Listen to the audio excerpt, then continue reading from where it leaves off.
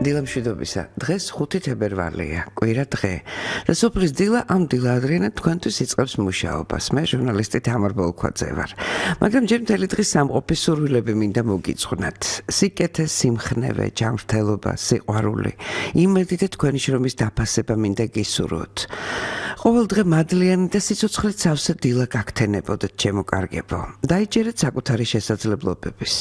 ადამიანს იმაზე მეტი შეუძლია, ვიდრე გონია. ყველაფერი წარმავალია ამ ქვეყნად. ნუ იდარდებთ იმაზე, რასაც არაფერი ეშველება. იმედით გაუღეთ კარი ყოველ დღეს, გაუღიმეთ საკუთარ თავს, იფიქრეთ კარგზე, სხვასაც კარგი უსურვეთ და ნახეთ, როგორ დადებითად გიპასუხებთ სამყარო. ეთერშია სოფლის დილა, საზოგადოებრივი რადიო 1-ზე, ტალღაზე FM 102.4. 1 საათის განმავლობაში მე თამარ ბოლქვაძე ვარ თქვენ სამსახურში. აქვე შეგახსენებთ ჩვენი ტელეფონის ნომრებს 240 91 92 და 240 92 92. დაგვირეკეთ, დაგვისვით შეკითხვები და სტუდიაში მოწვეული დარგის სპეციალისტებისაგან მიიღეთ კომპეტენტური პასუხები. ვისაც გადაცემის განმეორებით მოსმენა ნახვის სურვილი გაგიჩნდებათ, ჩვენს ვებგვერდზე აკრიფეთ რადიო 1.ჭ გადაცემა სოფლის დილა. ახლა კი ჩვენი სტუმრის რუბრიკას შემოგთავაზებთ.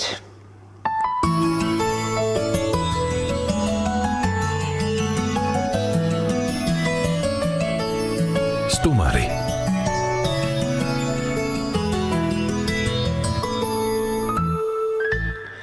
გაგაცნობთ ჩვენი საუბრის თემას. დღეს ჩვენ ვისაუბრებთ მცენარეთა დაცვაში ფიტოსანიტარიულ ღონისძიებებზე, კონკრეტულად კი უფრო თხილის და ვაზის მაგალითზე. ამ თემაზე სასაუბროთ სტუდიაში მოვიწვიეთ სოფლის მეურნეობის სამეცნიერო კვლევითი ცენტრის მცენარეთა ინტეგრირებული დაცვის კვლევითი დეპარტამენტის უფროსი ბატონი ზურაბ ხიდაშელი.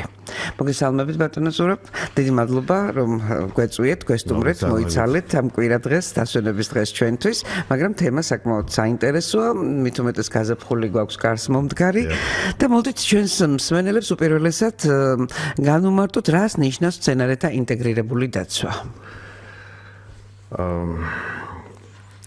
მე ერთი დავიწყებ სურსათის მსოფლიო ორგანიზაციის FAO-ს მონაცემებით მსოფლიოში მოსავლის დანაკარგი მავნებლებით, დაავადებით და სარეველებით 34% შეადგენს. საკმაოდ მაღალი პროცენტი. ეს ძალიან დიდი ციფრია, რა თქმა უნდა. და რა თქმა უნდა, მთელ მსოფლიოში ხდება ბრძოლა მცენარეთა მავნებლებისა და დაავადების წინააღმდეგ, მაგრამ როგორ ხდება? თანამედროვე მიდგომა ზუსტად გულისხმობს ინტეგრირებული დაცვის მიდგომას, ანუ ეს ნიშნავს არა მხოლოდ ქიმიური, არამედ ნახეთ რამდენია ქიმიური, ბიოლოგიური, აგროტექნიკური, ბიოტექნიკური, სელექციური და სანიტარო-ჰიგიენური, ანუ ფიტოსანიტარული ღონისძიებების შეთანაწყობით გამოყენებას. დღეს ჩვენ ვეხებით მხოლოდ ერთ-ერთ ნაწილს, ერთ-ერთ სეგმენტს. თქვენი თხონდია, ეს არის სანიტარო-ჰიგიენური, ანუ ფიტოსანიტარული ღონისძიებები, მაგრამ მანამდე მოდით განვმარტოთ რა არის მცენარეთა ინტეგრირებული დაცვა. მთელ მსოფლიოში მხოლოდ და მხოლოდ ასეთი მიდგომით ხდება ამჟამად თანამედროვე ეპოქაში მცენარეთა დაცვის საკითხების გადაჭრა. ზოგადად მცენარეთა დაცვის სისტემა, ანუ ინტეგრირებული დაცვა არის ისეთი სისტემა, სადაც მნიშვნელოვნად არის შემცირებული ქიმიური მეთოდის გამოყენების წილი, აგროტექნიკური, ფიტოსანიტარული და ბიოლოგიური მეთოდების უპირატესი გამოყენების ხარჯზე. ანუ ეს იმას ნიშნავს, რომ ჩვენ ნელ-ნელა მივდივართ იქეთ, რომ ქიმიური პრეპარატების გამოყენება, ზოგადად ქიმიის გამოყენება ნელ-ნელა შევზღუდოთ, მინიმუმამდე დავიყვანოთ და უფრო მეტად ბიოლოგიურ პრეპარატებზე გადავიდეთ და ამის საფუძველი უნდა იყოს სწორი აგროტექნიკა და ის ფიტოსანიტარული ღონისძიებები, რომლებიც შესაძლებელია გაატაროს როგორც მსხვილმა ფერმერმა და სპეციალისტმა, ასევე ჩვეულებრივმა ფერმერმა, გლეხმა, რომელიც საკავი დამონაკვეთი აქვს და იცის თქვა რა ჩაატაროს და ეს პრინციპი რა არის? ფიტოსანიტარული ღონისძიების პრინციპი ზოგადად არის ის, რომ რაც შეიძლება ნაკლები ადგილი დარჩეს ქიმიური ღონისძიებების ჩასატარებლად. მაქსიმალურად ჩატარდეს პრევენცია.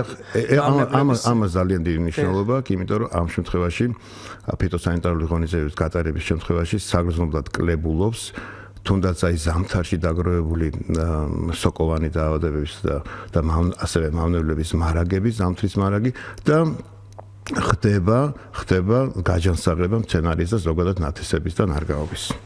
მალე დავშივებ თქვენ რომ გაზაფხულიც უკვე ხა ბოლო თვეა ზამთრის გაზაფხულიც კარს მოგდგომია კონკრეტულად აი თებერვალში რა ღონისძიებები არის ჩასატარებელი ამ კუთხით ამ ფიტოსანიტარიული კუთხით რა მცენარეთა დაცვის თვალსაზრისით რა ღონისძიებები უნდა ჩატარდეს და საერთოდ გლობალურმა დათბობამ უკვე კარგი ხანიარად შეცვალა აგროკალენდარი ამ ფერმერის და გლეხიც უკვე მე მგონი ნაკლებად მიყვება აგროკალენდარს ცოტა სხვა კომპონენტები და სხვა კრიტერიუმები არის ყურადღება მისაქცევი ხო აი ამ თემებზეც ვისაუბროთ მართალი ბრძანდებით აგროკალენდარი ანუ ჩვენებურად რა ვთქვათ ეს იგივე მცენარეთა მავნებლებ დაავადებათა ბრძოლის ფენოკალენდარული სქემა ეს იგივე აგროკალენდარია ეს სქემა შესაძლებელია წინასწარ რა თქმა უნდა არის ჩამოყალიბებული და ამ სქემის მიხედვით მე ხდება ჩვენთან დაცვის ღონისძიებების გატარება, მაგრამ აი ზუსტად თქვენ კარგად ვძანეთ მართლა რეალურად მთელ მსოფლიოში და საქართველოში რა გამონაკლისი როგორ იქნება შეიცვალა მაინც კლიმატური პირობები და აქედან გამომდინარე უკვე ის კალენდარი რაც წლების მანძილზე იყო დადგენილი ის გარკვეულად შეიცვალა და აქედან გამომდინარე ჩვენ ვურჩევთ ფერმერებს კალენდარს კი არ უყურონ ანუ რა დღე არის იმ დღეს და რა თვეა და რა დღე არამედ უყურონ ტემპერატურის ცვლილებას მიაქციონ ყურადღება ტენიანობას და ზოგადად ამინც მიაქციონ ყურადღება რადგანაც ზუსტად ამაზე არის დამოკიდებული ის გარკვეული აგროღონისძიებები რომელიც ზუსტად იმ პერიოდში არის ჩასატარებელი თქვენ იმაზე ბრძანეთ რომ განვიხილოთ ახლა რომ მოვედი გადაცემაში გავიგე რომ თქვათ თხილზე და ვაზზე თხილის შემთხვევაში ვიცით როგორი აქტუალურია თხილი და სტრატეგიული კულტურა სტრატეგიული რა თქმა უნდა იმასაც გეტყვით რომ ბოლო წლების მანძილზე პირველად საქართველოში თხილის ექსპორტმა გადააჭარბა ღვინის ექსპორტს და ეს ძალიან მნიშვნელოვანი ფაქტია რა თქმა უნდა მაგრამ ეს იმას ნიშნავს რომ ჩვენ უნდა მაქსიმალურად შევეცადოთ რომ სწორად დაგვეგმოთ თხილის მავნებელ დაავადებების ღონისძიებები. ეხლა რაც შეეხება წერან გითხარით. აი მაგალითად თხილის კვირტის ტკიპა რომელიც ცნობილია იმითი რომ გაზაფხულზე ეს ძველი დაზიანებული კვირტებიდან გამოდის და მოედება მთელ მცენარეს. თუ კი ადრე იყო ცნობილი რომ ეს დაახლოებით ხდებოდა მარტის ბოლოს და მაისსაც კი ახსენებდნენ ხოლმე ეხლა ნამდვილად შეიცვალა პირო თითქმის მინიმუმ ერთი თვით მაინც გადმოიწია ვადამ ანუ ჩვენ ეხლა იმას კი არ უნდა ველოდოთ კალენდარზე რა დღე არის არამედ უნდა შევხედოთ ტემპერატურას კვირტის ტკიპას შემთხვევაში 10-12 გრადუსიდან უკვე უნდა ვიყოთ მზად ხოლო 15 გრადუსიდან უკვე ვინდა ვიცოდეთ რომ ეს ის ტემპერატურა, ეს ტემპერატურა, როდესაც უკვე ხდება ძველი დაზიანებული კვირტებიდან კვირტის ტიპას გამოსვლა, მიგრაცია და მთელ მცენარეზე მოდება. აი ამ დროს თუ კი ჩვენ ისეთი მდგომარეობა გვაქვს რომ ძალიან აუცილებელი თუ არის ქიმიური ღონისძიების ჩატარება, რა თქმა უნდა ამ დროს შესაბამისი ინსექტიციდების საშუალებით უნდა შევწავლოთ მცენარე და ვიბრძოლოთ მის წინააღმდეგ, მაგრამ რა თქმა უნდა გაცილებით უფრო უკეთესი და უფრო ეფექტიანი იქნება ის თუ ჩვენ წინასწარ მთელი ზამთრის მანძილზე თუნდაც აი ახლა ამ ცივ თებერვალში მართლა ხა ცუდი ამიდებია, მაგრამ იმედია მალე გამოიდარებს საქართველოში და დათბება და ფერმერებს მიეცემათ იმის საშუალება რომ გარეთ გამოვიდნენ და იქ სადაც დაუშვათ ხილის შემთხვევაში არის გავრცელებული ტკიპა, იცით რა, ეხლა ძალიან კარგად ყველა მეთხილემ კარგად იცის, ეხლა ძალიან კარგად ჩანს, აი ზუსტად ამ დროს სანამ კვირტები დაიბერება, სანამ ფოთლები გამოვა, კარგად ჩანს ძველი დაბუთქუნებული, გაზრდილი და გავარდისფერებული და ვარდისფრად შეფერილი კვირტები, საიდანაც ხდება ამ როგორც ეს არის ინფექციის წყარო, რა თქმა უნდა, კვირტის ტკიპა არის და იქიდან გამოდიან ზუსტად კვირტები და საქმე იმაში რომ ძალიან კარგად კარგად ჩანს და ვიზუალურად და ეხლა არის შესაძლებლობა იმის რომ გამოვიდეს ფერმერი და თავისი ხელით შეაცალოს. ზუსტად ამას ქვია ფიტოსანიტარული ღონისძიება, იგივე სანიტარული ჰიგიენური ღონისძიება. ამ შემთხვევაში ის თავის ბავშვს გაწმენდავს ამ ინფექციის და მავნებლის წყაროსაგან და საგრძნობლად შეიმსუბუქებს საქმეს. კერძოდ რა მოხდება? ამ შემთხვევაში შესაძლებელია უკეთეს მოსავალს იმედა საქმე იმაში რომ ნაკლები ქიმიური პრეპარატი დაჭირდება მას. უკაცრავად ზარი გვაქვს. დილამშვიდობისა, მოგესალმებით, გისმენთ. გამარჯობათ. მოგესალმებით. მოგესალმებით ქასტუმრებს. დიახ, გისმენთ. მე ტყავტომოდან გირეკავთ. პატარა ეზო, მაქვს თხილის ბუჩქები, მაგრამ ძალიან მიყვარს თხილი. მაგრამ ერთი ცალი ვერ შევჭამეთ ეს გაფუსულ დალპადა. გადმოცემთ ისი რომ გურიაში და სამეგრელოში თხილი გაფუჭდა. დალპა რამ გამოიწვიეს? აი მაგაზებს საუბრობთ ზუსტად ქალბატონო, დიდი მადლობა ზარისთვის. ზუსტად მოგვისმინეთ და მადლობა ქალბატონს შეკითხვისათვის, მადლობა რომ ყურადღებით ისმეს ამ მართლაც საჭირო და საჭირო გადაცემას. საქმე იმაში რომ მართლაც შარშან საშინელი წელი იყო ამ თვალსაზრისით, ფიტოსანიტარული მდგომარეობის თვალსაზრისით. რა თქმა უნდა ამას ნაცარი იყო დიდი რაოდენობით, ანუ რა იყო ძირითადი წყარო.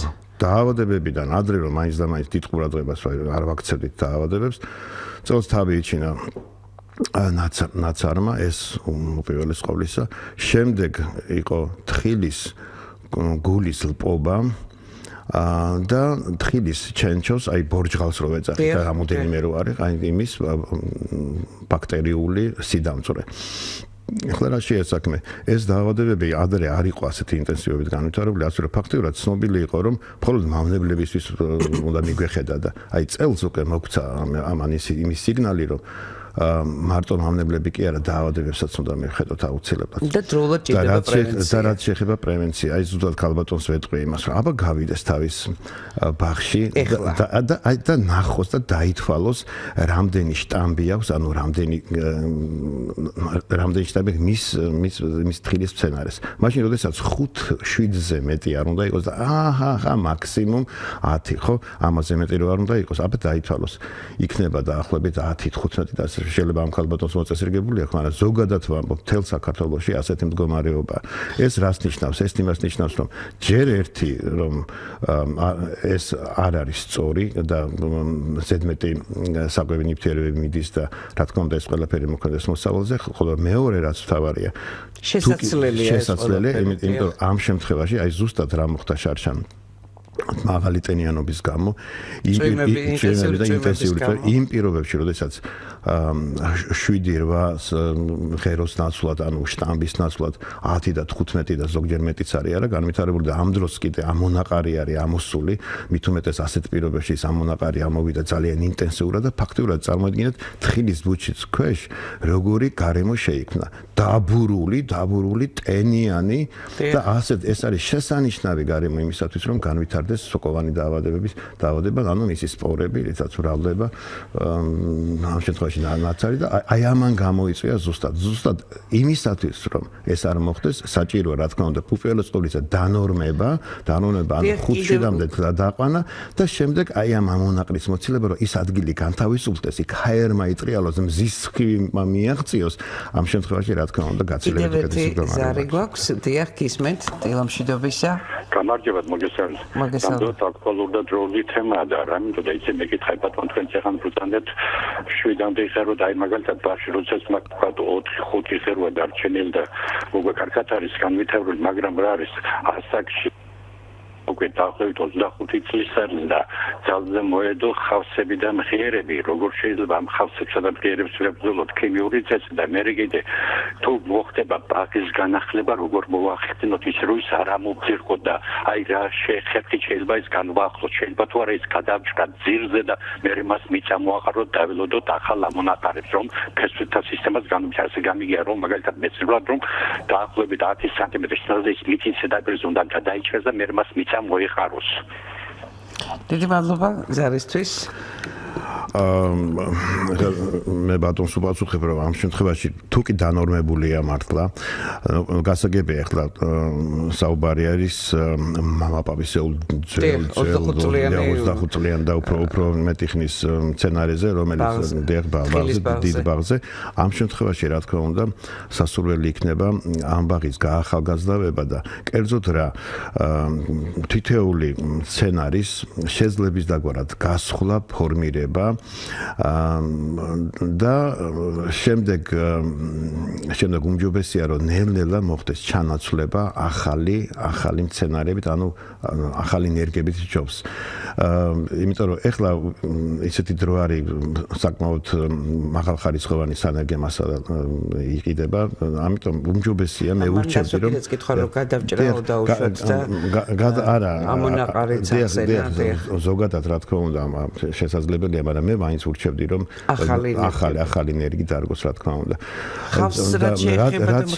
რაც შეეხება ხავსებსა და მღიერებს მათი ძალიან ინტენსიური გავრცელება შაშანა ზუსტად განაპირობა ამინდმა რაზედაც წერა მქონდა საუბარი ამ შემთხვევაში მე ფიტოსანიტარული მეთოდიდან რა თქმა უნდა მამაპაპურად ურჩევდი იმის ჩამოფხეკას მაგრამ და ისე გასუფთავებას მაგრამ თუკი დიდია ბაღი და ამის შესაძლებლობა არ არის, ან თქვათ მაღალზეა და რა. ამ შემთხვევაში არსებობს კიდე ქიმიური საშუალება, ეს არის რკინის ზაღა, ანუ იგივე რკინის შაბიამანსაც ეძახიან, აი როგორც ჯოლური შაბიამანი, სპილენძის შაბიამანი და კუპრობესა უთხე, ეს არის უბრალოდ რკინის შაბიამანი და აქედან გამომდინარე მისი 5%-იანი შაბიამანის გამოყენება იძლევა ძალიან კარგ შედეგს, მყისიერად კარგ შედეგს, ერთ რამესაც დავამატებ, ოღონდ უნდა გაითვალისწინოს ერთი რამე, რომ 5-6 გრადუსზე მეტი უნდა იყოს სითბო აუცილებლად, რომ ეს მოქმედება ჩატარდეს პრეპარატი იქნას გამოყენებული და ჩატარდეს. კიდევ ერთი ზარი გვაქვს დილამშვიდობისა გისმენთ. დილამშვიდობის. პრიდა ჯემალდობორჯინი გესალმებით, შესანიშნავი გადაცემა. დიდი მადლობა. მასურა დავადებულია თხილი და ჩემი სტრატეგიული კულტურა თხილია და საკმაოდ ფართობი გამაჩნია და მოკრეფით შვილები მეხوارებია მე მაგრამ შაშანდელი მოსავალი თითქმის სანახევროდ უარდისი იყო და თუ შეძავლა მოხდება იქნებ ხელისუფლებას არჩევნების დროს რო ახსენდება ხალხი გაახსენდეს ხალხი და უაწყვოს ორგანიზაცია იმის რომ ეს პლანტაციები შეიცავლოს და ახლა ფულით ვარ ექნება თხილის მოსავალს რო აიღებენ მაშინ გადაიხდიან ამ გადასახადს რაც დაძირდება და კონკრეტულად რომელ რეგიონში გაქვთ თხილის ბაღები? რომელ რეგიონში გაქვთ თხილის ბაღები? გურიაში. ქუთაისის სოფელი მამათი. გასაგებია. დიდი მადლობა.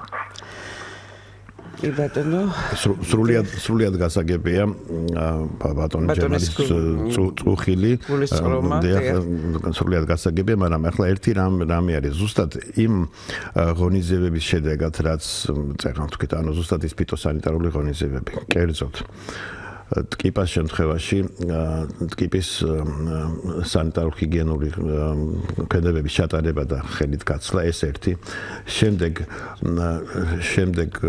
შავი ხარაბუზას შემთხვევაში დაზიანებული ყლორტების აი უკვე გაზაფხულზე კარგად გამოჩნდება, როდესაც გამწვანდება და ის დაზიანებული იქნება და ისე გამხმარი რო დარჩება, მისი გადაჭრა 20-25 სანტიმეტრის დაბლა ეს ძალიან მნიშვნელოვანია და ასევე ქერქიჭამია ხოჭოს ეგრეთ წოდებული ამბროზიის ხოჭოს შემთხვევაში კიდე დანორმება და ამონაყრების მოცილება. აი ეს ღონისძიებები მეტად თუ გატარდება, ნამდვილად ეს ქიმიური პრეპარატები დატვირთვა შემცირდება და რა თქმა უნდა ამ შემთხვევაში და თუ კი ამინდმაც ხელი შეუწყო, რა თქმა უნდა ამ შემთხვევაში უკეთესი მდგომარეობა იქნება და ყოველ წელს რა თქმა უნდა ასეთი ძიმე მდგომარეობა არ განმეორდება. თუმცა ეს ქიმიური წამლობა აუცილებელია, რაც შეეხება დაფინანსებას სახელმწიფოს, ამას ჩვენი სამეცნიერო ორგანიზაცია და ჩვენ ამას არ წარმართავთ, ამას ჩვენ შეგვიძლია უბრალოდ ურჩიოთ, რა თქმა უნდა. ურჩიოთ როგორ უნდა მოუარონ საკუთარ რაც შეეხება ამ რესურსებს, ეს ჩვენი საკითხი არ არის და გისმენთ დილამშვიდობისა კიდევ ერთი ზარი გვაქვს? გისმენთ? დიახ. მარტყოფში გვაქვს პატარა ბაღი, აგარაკი და იქ ორი ძირი თხილი გვიდგას და ძალიან ცოტა სისხლს. აი ერთი მუჭა დაახლოებით ერთი მუჭა დაისხა ერთმა ხელმდა. რა შეასახმე ვერ გეტყოდით. დიდი მადლობა ზარისთვის, კიდევ ერთ ზარსაც მოусმინოთ და შემდეგ ორივე კითხვას ერთად გავცეთ პასუხი. კი ბატონო, გაითიშა ის მეორე ზარი? მე მაშინ ეხა ეს შორიდან ცოტა რთულია ალბათ დიაგნოსტირება რა ბატონო. დიახ, მაგრამ ზოგადად მაინც ალბათ ასე არის უპირველეს ყოვლისა. ისევ და ისევ ის ფიტოსანიტარული მდგომარეობა, ანუ თხილი დანორმება ნიშნავს რას, რომ აი ნორმალურ რაოდენობამდე დაყვანას შტამპის, ანუ ღეროების, ეს ერთი. მეორე ამონაყარი.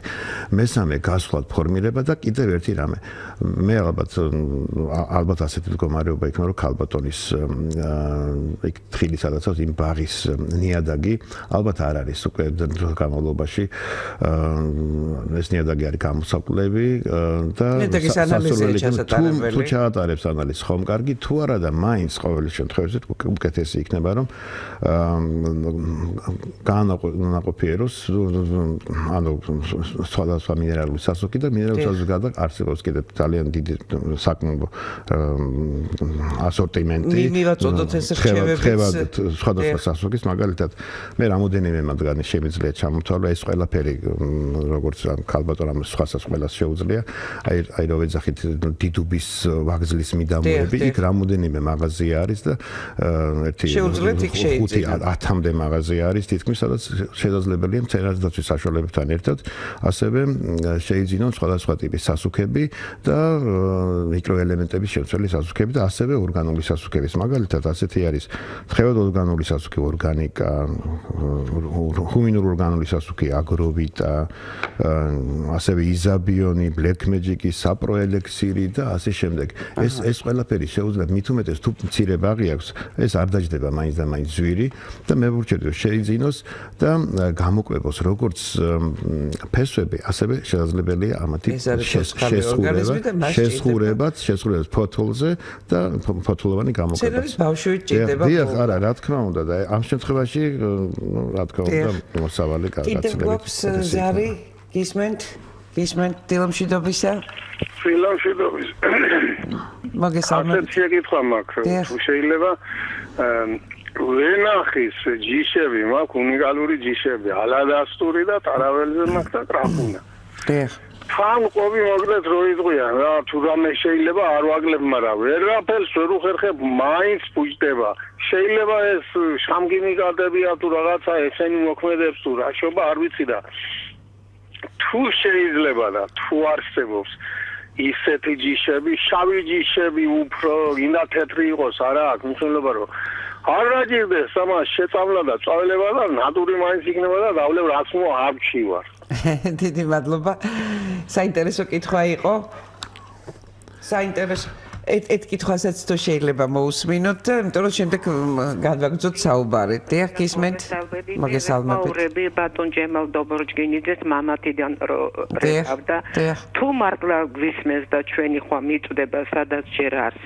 მეურნე თავის საკუთარ ნაკვეთზე რომ ჩაატაროს ეს საშუალებები, თქვათ, საბრძოლველი იმასთან, აგერ გადაღმა ქუჩებში მცენარეები არის და ეს ესე იგი მაინც უძლურია ადამიანი თუ მართლა სახელმწიფო აი როგორიც იყო აი რაღაცა ის მუხლუხო ტყიპი რო გაჩნდა ჭიები და დადიოდა ამერიკული თეთრი პეპერი მიუხედავად ამისა წინასწარ ნარჩენები მაინც ჩანდა ისინი რომ მაინც ჯერ კიდევ სადღაც არსებობდნენ და მერე შემოგვესია ეს კუსებრი საზიზღარი რაღაც საშინელი ფრინავი ხოჭოები და თუ სახელმწიფომ არ მიიღო ზომები.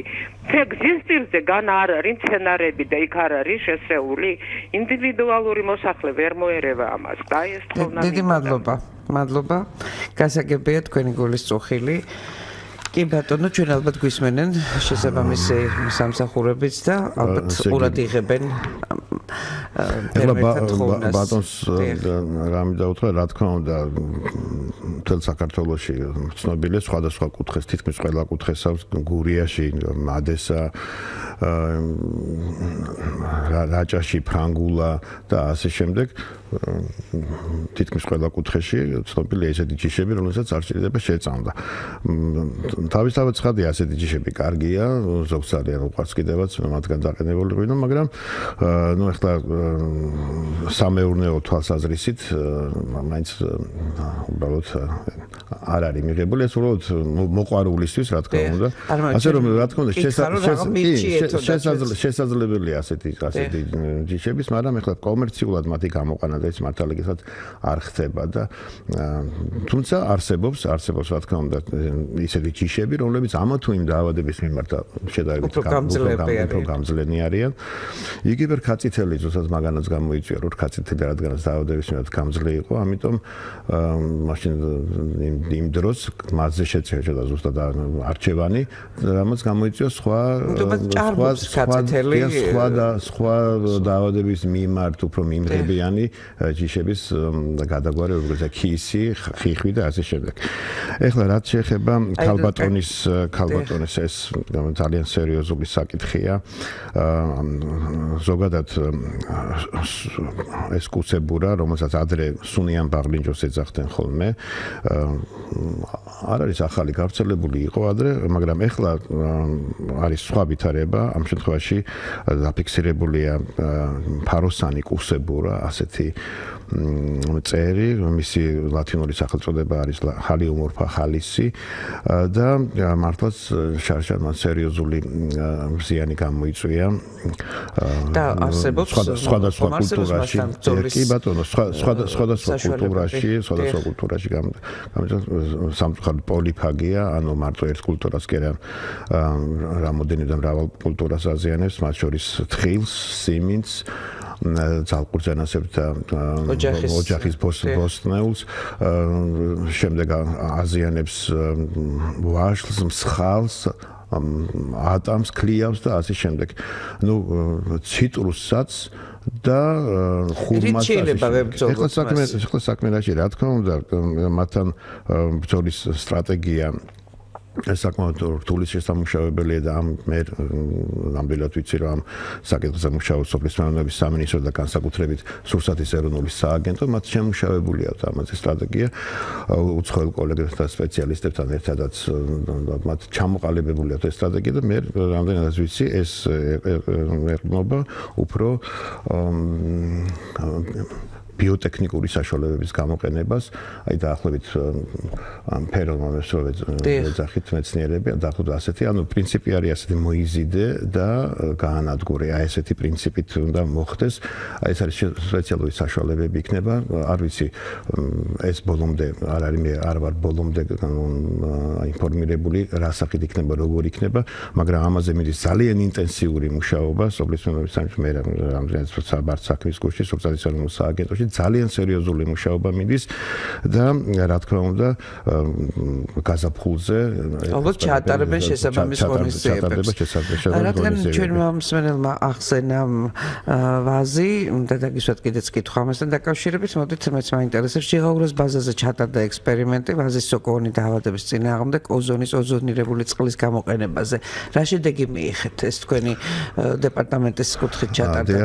ეს ძალიან საინტერესო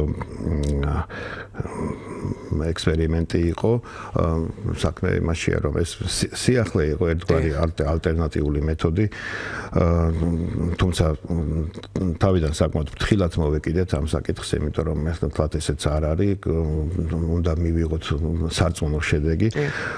მინდა გითხრათ, რომ მართლა მთელი სამეცნიერო ცენტრი ყურადღებით აკვირდებოდა ამ ექსპერიმენტს.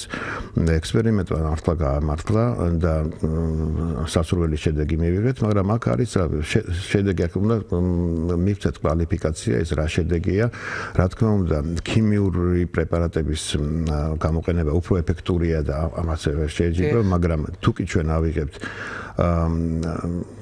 ორგანულ წარმოებას, ანუ ბიოლოგიური პროდუქტის შექმნას, ბიოპროდუქტის შექმნას, ამ შემთხვევაში, რა თქმა უნდა, მას აქვს ძალიან დიდი პერსპექტივა და იცით რა, როდესაც დატარდება, იმ წუთას აქვს სამეურნეო კონტროლიც და აქვს ნულოვანი კონტროლიც, ხო? ანუ ნულოვანი კონტროლი ნიშნავს, რომ იქ საერთოდ არ ხდება არანაირი წამლობა და აი ზუსტად ამის ფონზე შესანიშნავი შედეგი მოგვცა, მართლაც გარკვეულწილად დაიცვა სოკოვანი დაავადების ნაცრისგან და ჭრაკისგან ოზონური წყლის გამოყენება, მაგრამ ისე ვერ დაიცვა ისეთი ხარისხით, როგორც ქიმიის დროს. ასე რომ ჩვენი დასკვნა ასეთია, რომ მისი გამოყენება ნამდვილად შესაძლებელია წარმატებით ბიოპროდუქტების საწარმოებლად, ზუსტად ვაზის შემთხვევაში.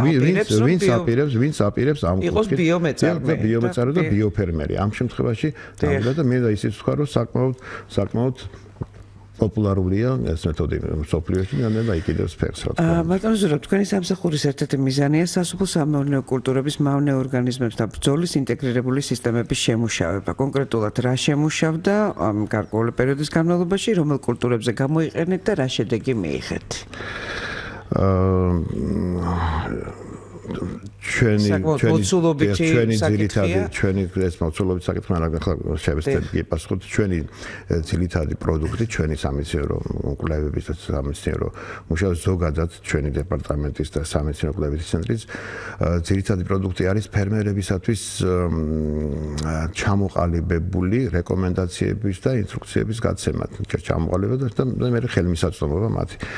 და კონკრეტულად ამ შემთხვევაში აი ზუსტად გადაცემის დასაწყისში ავუშვათ ფენოკალენდარული სქემები, ამას ძალიან დიდი მნიშვნელობა აქვს, ჩამოყალიბებული ფენოკალენდარული სქემა, რომელშიც არის გათვალისწინებული როგორც ქიმიური, ასევე ბიოლოგიური საშუალებები და ასევე რა თქმა უნდა ფიტოსანიტარული ღონისძიებები, აი თუნდაც ახლა მე წინ მიდეს თხილის დაცვის ფენოკალენდარული სქემა და ზუსტად შემოდგომა ადრე გაზაფხულზე პირველი რაც ჩვენ გვიწერია ეს არის გამხმარი ჩამოჭრა კვირტი დაზიანებული კვირტების შეცვლა ტკიპათი დაზიანების ზუსტად ჩამოჭრილი ტოტების და ნასხლავის გატანა და დაწვა და ასე შემდეგ აქედან იწყება, ხოლო შემდეგ უკვე სანამ უკვე ვაზი იქნება თუ ასე შემდეგ უკვე დაიბერება კვირტი, მანამდე მინერალური ზეთები და ასე შემდეგ. ეხლა რაც შეეხება იმ სიახლეს რაც ჩვენ გავაკეთეთ, აი თუნდაც ის რომ ჩვენი დაკვრევების შედეგად შევძელით გადანაცვლება, ასე ვთქვათ, ყურძნის ჭიის საწინააღმდეგო წამლობების და მისი სწორად გადანაწილება აი ამ ბრძოლის ღონისძიებების კერძოდ ზუსტად დავადგინეთ პირველი წამლობა, როდის უნდა ჩატრას და მოგეხსენებათ ამ მავნებლებს აქვს სამი თაობა და მესამე თაობის მავნებლობა თითქმის ნულამდე დავიდა, ანუ იმდენად მცირე იყო, რომ მის წინააღმდეგ ბრძოლის ღონისძიების ჩატარება უკვე აღარ დაგჭირდა. ანუ ფაქტიურად რა გამოვიდა? აი ამ ქმედებების შედეგად ჩვენ ამოვიღეთ სქემიდან ერთი წამლობა და ეს ყველას ნიშნავს, ეს ნიშნავს ეკოლოგიურ და ეკონომიკურ, რა თქმა უნდა, წინ გადადგომ ნაბიჯს.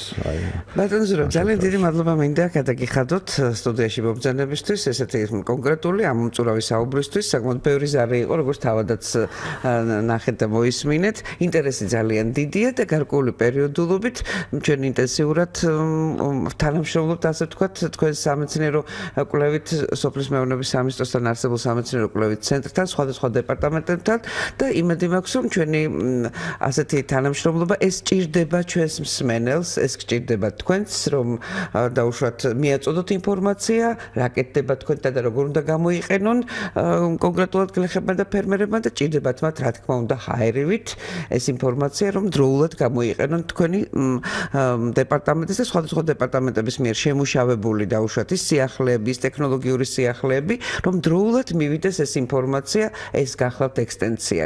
ვცდილობთ, რომ გარკვეულად ექსტენსიაც კი ჩავატაროთ, ჩვენი მსმენელისთვის უფრო გასაგები რომ იყოს ეს გახლავთ ინფორმაცია და კონსულტირება.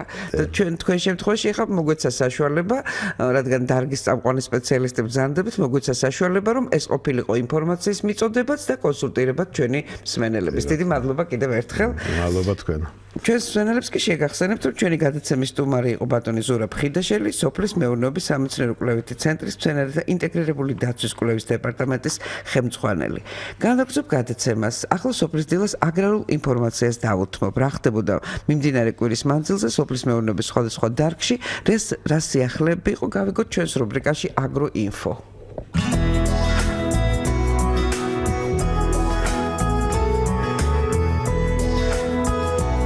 Agroinfo.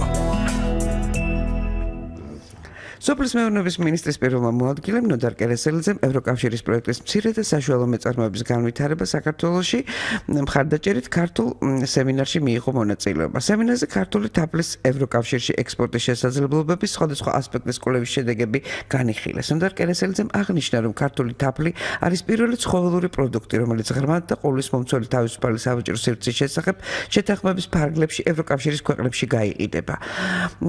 მათი თქმით, მნიშვნელოვანი იქნება ექსპერტების მიერ გაცემული რეკომენდაციების გათვალისწინება იმისთვის, რომ ქართული თაფლის პოტენციალი მაქსიმალურად იყოს ათვისებული. ევროპელმა ექსპერტმა სტეფან შვარცინგერმა დამსწრე საზოგადოებას ჩატარებული კვლევის შედეგები გააცნო და თაფლის ხარისხის კონტროლის მნიშვნელობაზე და მარკეტინგული სტრატეგიის შემუშავების აუცილებლობაზე გაამახვილა ყურადღება.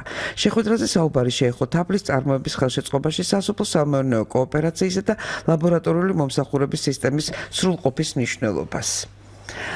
ქართული ღვინის ბაზარზე ახალი ბრენდი გამოჩნდა, რომელიც პროდუქციას ლონდონში, ნიუ-იორკსა და მოსკოვში გაყიდეს. ახლად გახსნილი კომპანიის ასორტიმენტი 16 სახეობის ღვინოს მოიცავს. როგორც მეღვინეები ამბობენ, პროდუქტი საოჯახო ტიპის მარანში ხელით მზადდება. შეზღუდულია წარმოებული სასმელის რაოდენობა. ეს ბრენდი მარკეტებში არ გაიყიდება, თუმცა რამდენიმე რესტორანსა და სასტუმროში იქნება წარმოდგენილი.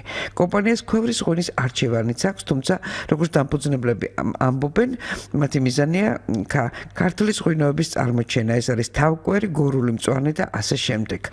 ახალი ბრენდი ქვეყნის საზღვრებს მომავალ წელს გასცდება, მას შემდეგ, რაც საექსპორტო საჭირო მოცულობის პროდუქციას დაამზადებენ. ოჯახური ტიპის საწარმო შიდა ქართლში სოფელ კავთისხევში მდებარეობს.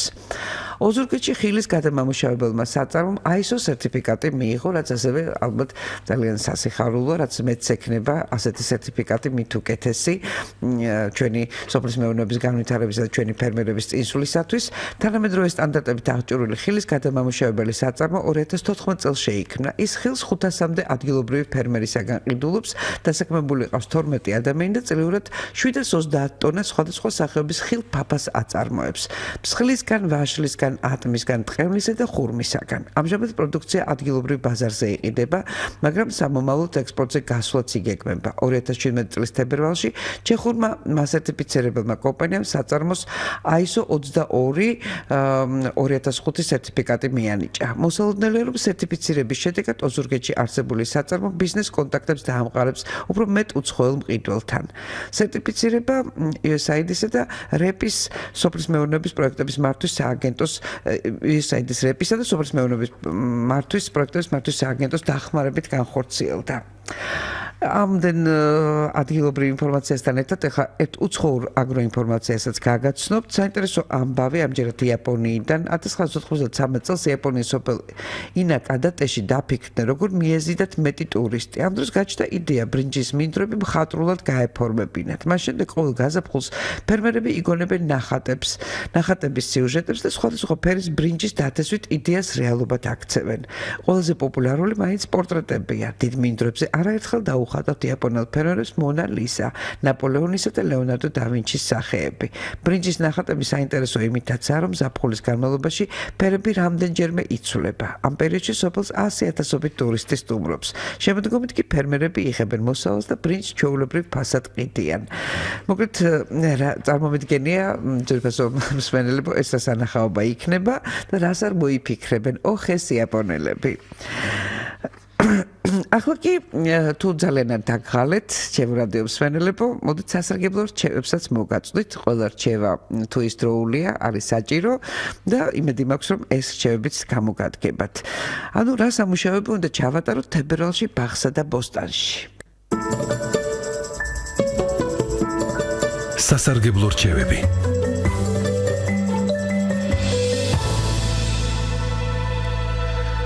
თებერვალის ამ დღის მესამე თვე გახლავთ. თოვლით და სიცივით, თუმცა დღის ხანგრძლივობა მნიშვნელოვნად იზრდება. მზე უფრო თბილი და ნათელი ხდება. შესაბამისად, ბუნება და ჩვენი ბაღიც გასაღვიძებლად ემზადება.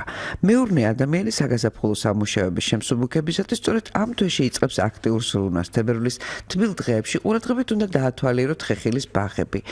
ხეები უნდა მოვაშოროთ შემორჩენილი ფოთლები და ნაყოფი, ხშირად სწორედ მათში იზამთრეს ნაყოფის სიდამპლე, რამაც შეიძლება დაავადოს ნარგავები და შეამციროს მოსავლიანობა. სწორედ ამ თემაზე გქონდა ჩვენ სტუმრის ბლოგში საუბარი, ახლა კი უშუალოდ ხეხილს შევეხებით.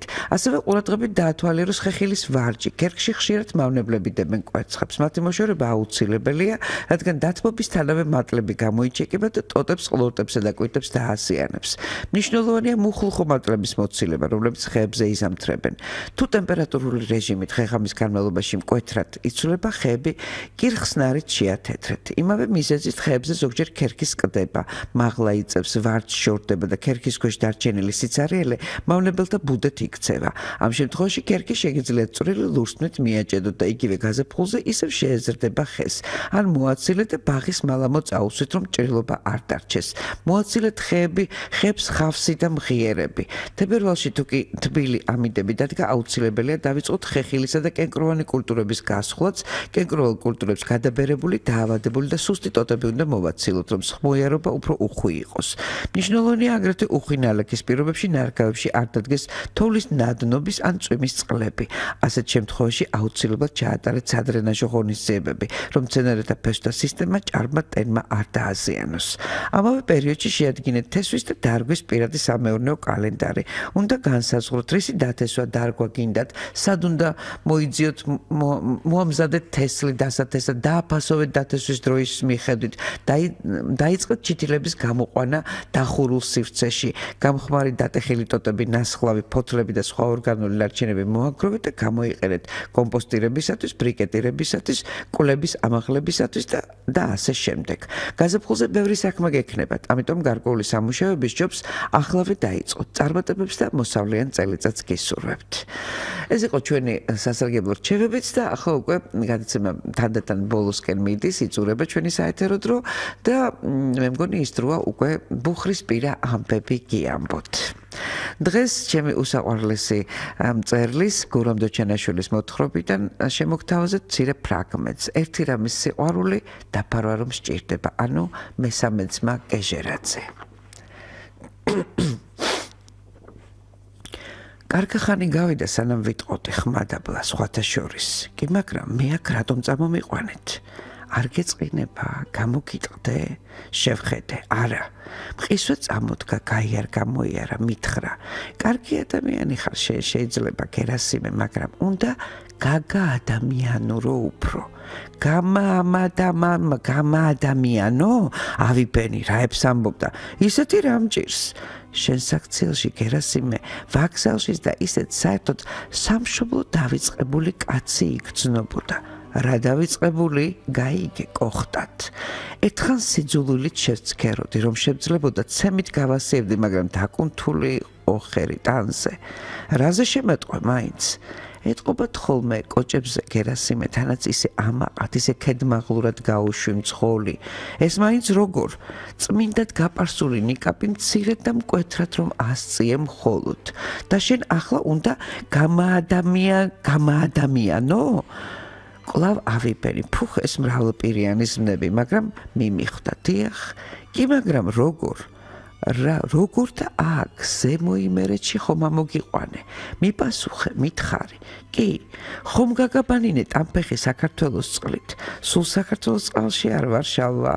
სად დაკარგულო აბაზანაში სად ის სულ სხვა რატომ ვითომ იძახი ახლა რატომ და ვითომ სხვა და რა ვქნა აქ რაღაც ჩიტმა უცებ ფრთხდა წამოვიკრიფე ეჭვებმა დამსერა ფრთხილად შეპარვით დავეკითხე კი მაგრამ ახლა რაღაც მიპირებ ერთი ღამე უნდა გაგათევინო აქ ზემო იმერეთის ცის ქვეშ და მერე წადი სადაც გენებოს კი მაგრამ რატომ და ისევ არ მომიგო მრავალპირიანი გასაადამიანურებლად ტკბილო აგერ შეხედე როგორ ღამდება იხილე საოცრება იგი გერასიმე ჩემო რა საოცრება რის საოცრება უბრალოდ ბნელდებოდა იცოცხლე კაია კარგი ლიეპა და კარლსრუე გერასიმე მაგრამ სამშობლოც უნდა გიყვარდეს და რომ გიყვარდეს უნდა იცნობდე აბა იქითკენ გაიხედე რა ხაზებია გერასიმე და რა სირბილე აგი იქი ჩრდილებს შეხედე სად ნახავ ამას ამ იმერეთს ზემო იმერეთის გარდა რისი ხაზები რა ის სირბილე განაგრძობდა ის რა სიმწვანეა რა უცნაური მწვანე იქნებოდა ბალახი და ყანა რა იქნებოდა აბა ხმას დაუდაბლა აქ დედამიწა არა ავად გერასიმე დღეისათვის სულ ეს იყო ისე მართლა უნდა გიყვარდეთ თქვენი სამშობლო და იმისთვის რომ გიყვარდეთ უნდა იცნობდეთ მას არაჩვეულებრივად აქვს ეს ყველაფერი გურამდო ჩენაშვილს ამ ნაწარმოებში და არ მხოლოდ ამ ნაწარმოებში ნათქვამი დღეისათვის სულ ეს იყო თქვენთვის პირდაპირ ეთერში მუშაობდი მე ჟურნალისტი თამარ ბოლქვაძე პროდიუსერი ლელა ვაშაკიძე და ხმის რეჟისორი თამარ ჯანიაშვილი მომავალ შეხვედრამდე